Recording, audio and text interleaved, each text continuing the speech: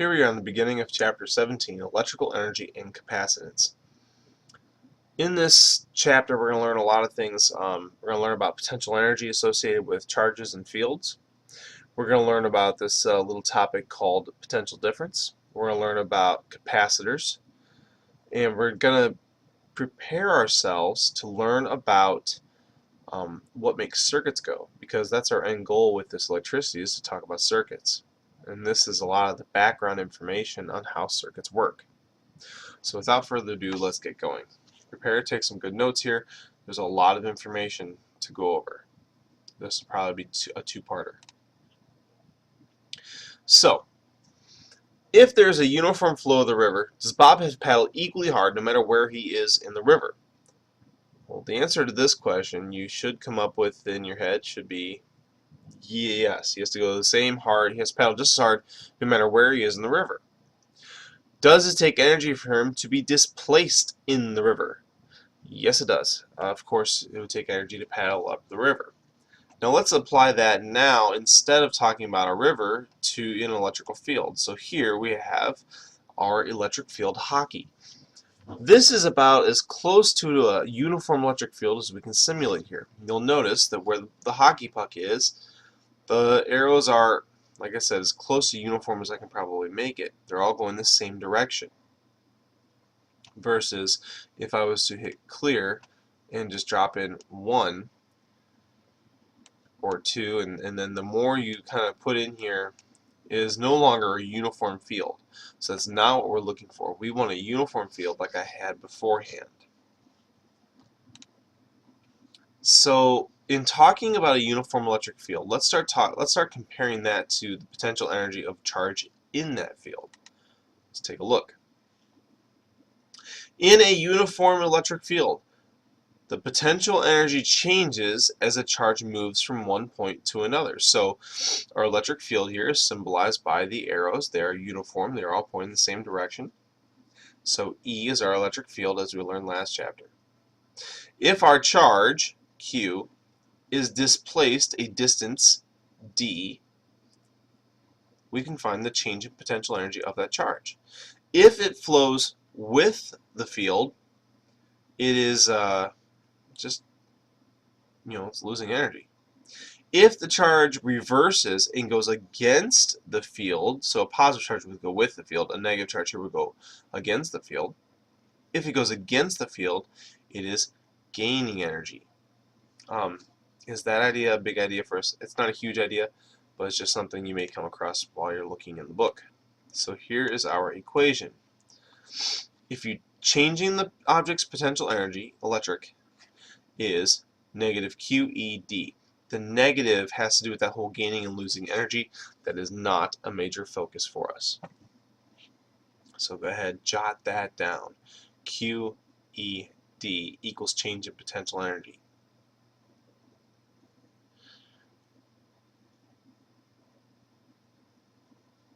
Alright, time to move on.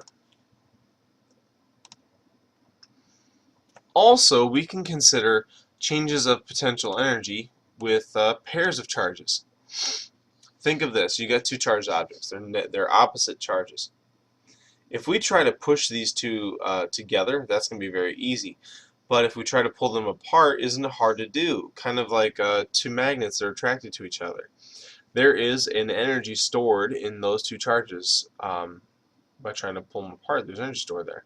Same here. If you push these two together, you're storing energy there because they're going to push away from each other.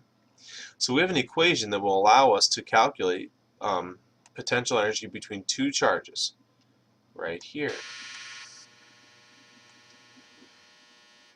Now, so electrical potential energy between two charges is equal to Coulomb's constant times charge 1 times charge 2 over just the distance.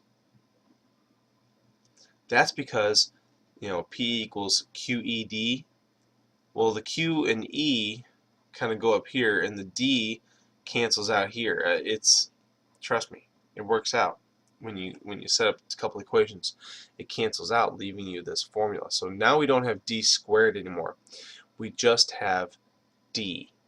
make sure that your equation sheet is clear that this is not d squared anymore. Moving forward. Now we need to talk about a different topic. Potential difference. There's a bit of vocabulary confusion in this section. You have to be very careful about the words difference and electrical and potential. So first of all, electrical potential energy, we just talked about. It's the energy stored in charges or energy of a charge in a field. But we also have these two terms. Electrical potential, which is V, and potential difference, which is change in V. Yeah, that's where the confusion comes in, because they seem to be the same thing, but they're just ever so slightly different. So let's look here at some definitions of what these are. So what's the difference? Potential energy is the energy stored in a charge that is displaced through a field or energy between two charges. Electrical potential, V, is the total amount of energy needed to move a charge along a path. And potential difference is delta V, the total amount of energy needed to move a charge along a path. You'll notice that the definitions are exactly the same, and that's because for our intents and purposes, these are the same thing. Is there the slightest difference between them? Yeah, there is, but let's face it, we just don't care. Okay, there's a slight difference, but for our intents and purposes, we will consider them to be one and the same. I'll give you a few seconds here, and then we'll have to turn the page.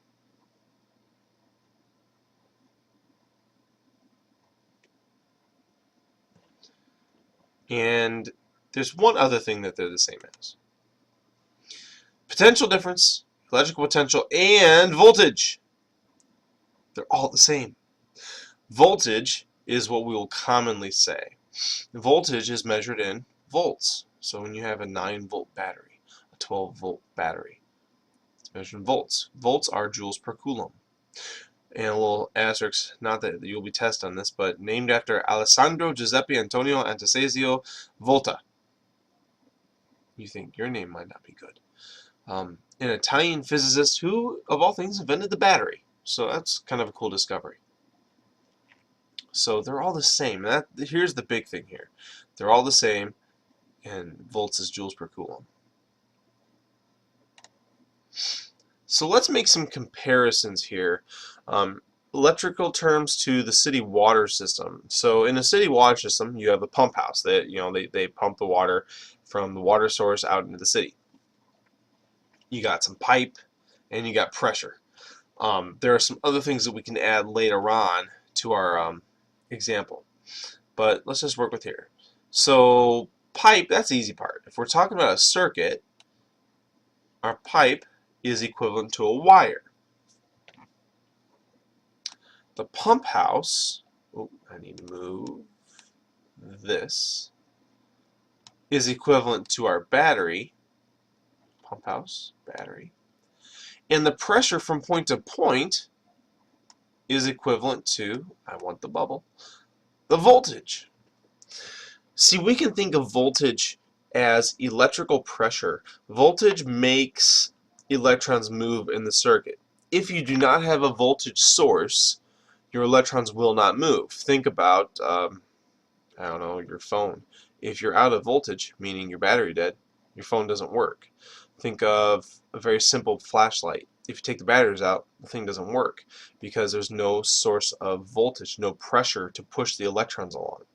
That's really what a battery does. A battery supplies voltage. It pushes the electrons. When you plug something into the wall, that wall represents the voltage source. It pushes the electrons through the circuit. So that's what voltage is if you need something to compare with. Voltage is electrical pressure. It's what makes the electrons move. If you don't have voltage, you don't have pressure. You don't have electricity flowing.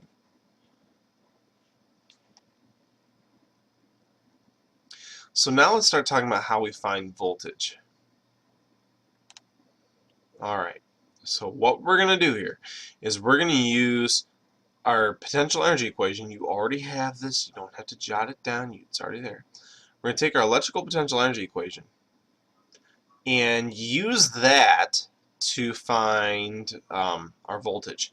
So looking at the screen here, voltage is going to equal energy per charge. Not a big deal, right? Energy per charge. So if we plug in this stuff down here, don't copy this, you'll end up copying that. Voltage equals energy per charge. Look what happens with our two charges right here. They're going to cancel out. So voltage equals electric field strength times the distance you're measuring across it. So now, instead of worrying about an electron or a charge moving through the field, we're just measuring from one point in the field along another one. So this is one, if you're given an electric field to work with in the problems, they say, oh, in this field, what is the potential difference in a field when measured across this distance? There's specifically a homework question about that. So you have the field, you have the distance, you can find the voltage. So of things you need to jot down, you should already have this one. You should have just copied that one, and you should have just copied this one.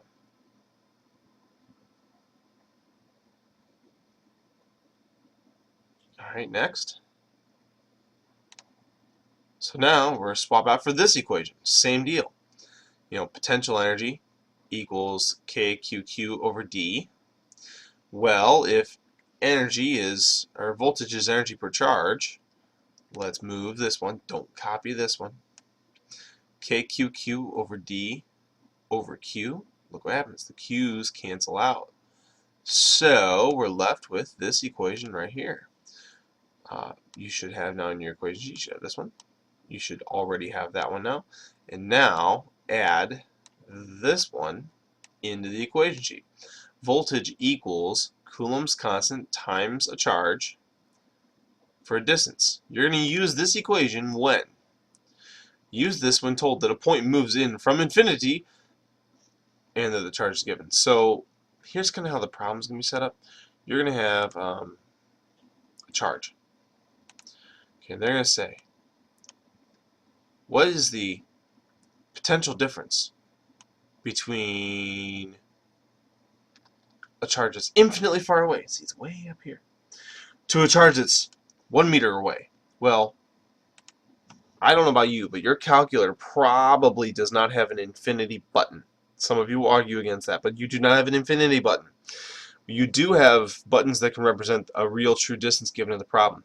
So what you're going to do with that is you're going to say, all right, I got this charge and I got this distance in the problem. I can find the potential difference. All right?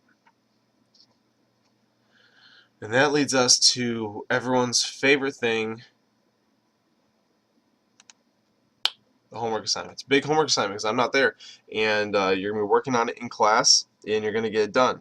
This is not I'm going to close my book up and not do it. This is, I'm working on it right now in class. So in theory, if this video ends up being about 14 minutes, that should leave you, more than 15 minutes, I would imagine, by the time this video got started, in order for you to get your work done. You should be working in class. The 1-2 class, you can imagine that there will also be another video following.